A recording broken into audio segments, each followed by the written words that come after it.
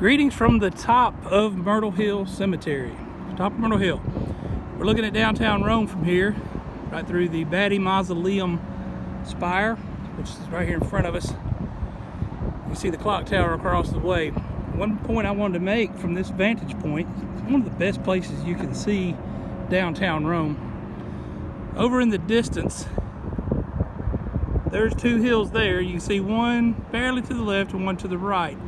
That's Blossom and Jackson.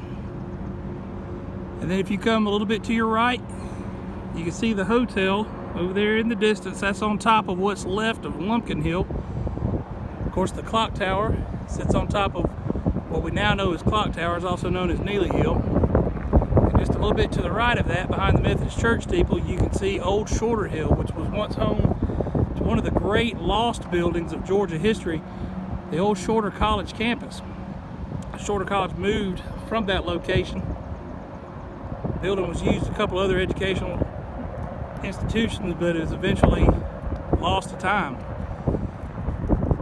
Then right on the river you see what's now Southeastern Mills. Used to be the Noble Brothers Foundry, great ironworking location here in Rome. Made the noble cannon during the Civil War. Now, sixth hill of note, Mount Aventine,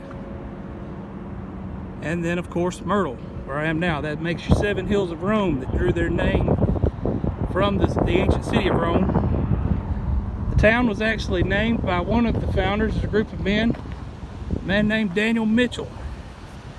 He's buried under that little archway in the shade of that small tree.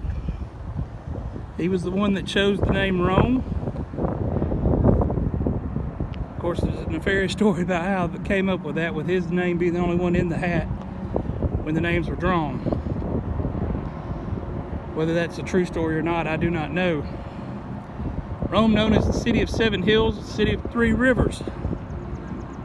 Right there beneath the Charles Graves Bridge is the Etowah. Flows from the east, rather. Altoona Lake, Cartersville points to the east, goes up into the mountains. This one here, the Houstonala, Calhoun, Dalton, it points north there, goes up into the mountains. They meet right here at the confluence. We see it's rain swollen right now. They flow to the west and to the south, eventually meeting up in Montgomery, forming the Alabama River and flowing to Mobile. This point right here is really why Rome is here. Rome is a steamboat city. It's known for cotton merchants would buy, farmers would bring their cotton to this first block on Broad, 100 block, known as the Cotton Block. So once cotton merchants, you can find photos and photos and photos of Broad Street slap full in the cotton block of cotton farmers with wagon loads of bales of cotton. Sell the cotton on there. It'd be put onto boats, docks here near the confluence and a couple other places. Sail down the river through the locks, the rest of the system all the way down to Mobile, where it could be exported. This was a major drive. This is how the town came to be, an agricultural commercial center. Now we see the rain is up again. Rain has brought the rivers up again.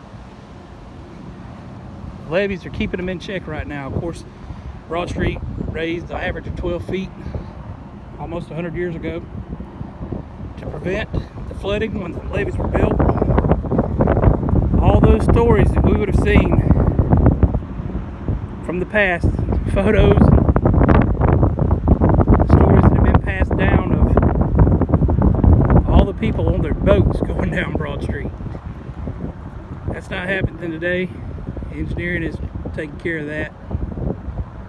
Town is quite bustling, quite busy this morning. So nice to have a day out in the sun after so much rain. That's all for now from top of Myrtle Hill Cemetery.